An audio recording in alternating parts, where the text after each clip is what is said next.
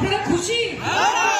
আমি তো ভীষণ খুশি, খুব খুশি। এবং আমার বিশ্বাস ভাঙড়ের মানুষ আমার থেকে বেশি খুশি, কারণ যেই মানুষটা বিগত 3-4 বছর ধরে নাওয়া খাওয়া ভুলে সকাল 6টার সময় বাড়ি থেকে বেরিয়ে রাত্রি 3টের সময় বাড়িতে ঢুকে ভাঙড়ের মাটি কামড়ে পড়েছিল আপনাদের জন্য, আপনাদের উন্নয়নের জন্য, মমতা বন্দ্যোপাধ্যায়, অভিষেক বন্দ্যোপাধ্যায় সেই যোগ্য সন্তানকে সুযোগ দিয়েছে আপনাদের প্রতিনিধি হওয়ার।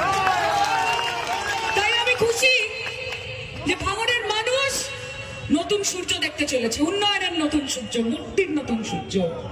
এবং ভাঙড়ে যতটা বঞ্চিত মানুষ থেকেছে, যেই যেই এলাকাগুলোতে কাজ হয়নি, উন্নয়ন হয়নি, জল হয়নি, আলো হয়নি, রাস্তা হয়নি, শওকত মোল্লা বিধায়ক না থাকাকালীন 10টা 15টা 20টা করে রাস্তা স্যাংশন করিয়েছে, ব্রিজ স্যাংশন করিয়েছে। তাহলে ভাবতে পারছেন একদিনে 65টা রাস্তা স্যাংশন করিয়েছেন। আমি সাংসদ হয়ে এসেছি, আমাকে বলেছেন আমাদের কিচ্ছু চাই না, ভাঙড়ের মানুষকে আলোর কাছাকাছি নিয়ে যেতে হবে, সায়নী আলো দাও এমপি ল্যাব থেকে। অবজারভার হিসাবে বলেছে, শুধু দায়িত্বে ছিলেন যে ভোট করাতে হবে, সায়নী ঘোষকে জেতাতে হবে, তারপরেও সায়নী ঘোষ জেতার পরেও ভাঙড়ের মাটিকে তিনি ছেড়ে যাননি। তিনি ভালোবেসেছেন ভাঙড়কে, এবং তাই ভাঙড়কে ওনাকে ভালোবাসা ফেরত দিতে হবে। দেবেন তো? ভাঙড়ের মানুষ তাকে ভালোবাসে যে ভাঙড়কে ভালোবাসে। এবং শওকত মোল্লা ক্যানিং পূর্বকে যতটা ভালোবেসেছেন, যদি একটা রুটি পাতে পড়ে থাকে অর্ধেক রুটি দিয়েছেন ক্যানিং পূর্বকে, আর অর্ধেক তুলে দিয়েছেন ভাঙড়বাসীর মুখে। সেই জন্য শওকত মোল্লা আজকে আপনাদের প্রতিনিধি। আমি বাহাদুর ভাইকেও অনেক অনেক শুভেচ্ছা জানাচ্ছি, আপনাদের মধ্যে থেকে উঠে আসা একজন মানুষ। এই যে সুন্দর একটা ক্রস হয়েছে, ক্রিস ক্রস হয়েছে, উন্নয়ন তো অবধারিত। ভাঙড়ের মাটিতে সন্ত্রাসের জায়গা নেই, ভাঙড়ের মাটিতে সাম্প্রদায়িক শক্তির কোনো জায়গা নেই, ভাঙড়ের মাটিতে মমতা বন্দ্যোপাধ্যায়ের জায়গা রয়েছে, তার প্রার্থীর সমর্থনে জায়গা রয়েছে। তাই আপনাদের সকলকে এইবার সরকার দাকে লক্ষাধিক ভোটে জিতিয়ে এটা প্রমাণ করতে হবে যে रोशनी चांद से होती है सितारों से नहीं, कि रोशनी चांद से होती है सितारों से नहीं, मोहब्बत ममता बनर्जी से होती है, किसी मोदी या शाह से नहीं।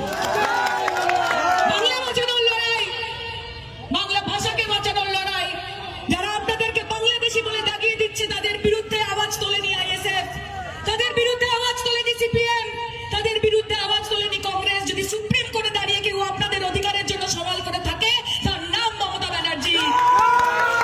তার পাশে থাকুন। আজকে বাংলার মানুষকে নিয়ে, বাঙালি জাতিকে নিয়ে, বাংলা ভাষাকে নিয়ে যদি এক ফুটি, এক ইঞ্চি বিন্দু মাত্র কোন রকমের ইচ্ছে থাকতো, কোন রকমের তাদেরকে বাঁচানো, তাদের সুরক্ষা দেওয়ার প্রবণতা থাকতো, তাহলে আজকে মমতা বন্দ্যোপাধ্যায়ের পাশে থাকতো সবাই। গোটা দেশের মানুষ বলছে এই মোদী সরকার, এই বিজেপি সরকারকে যদি কেউ জব্দ করতে পারে, যে তোমারে মোদী বেজে কালীঘাটে টালির চালে বাড়িছে সে, এবং তার নাম মমতা বন্দ্যোপাধ্যায়।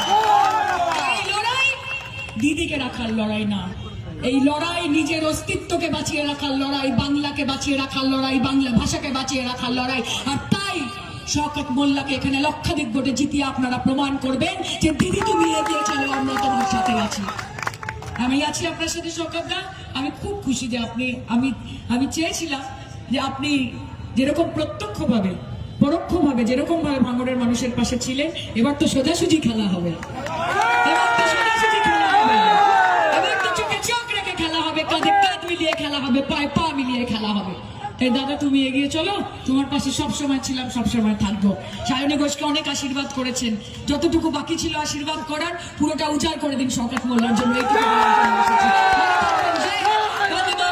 ভাঙড় তৃণমূল কংগ্রেস জিন্দাবাদ, মা মাটি মানুষ জিন্দাবাদ। Thank you. ধন্যবাদ দিদিকে। এখন আপনাদের সামনে বক্তব্য রাখবে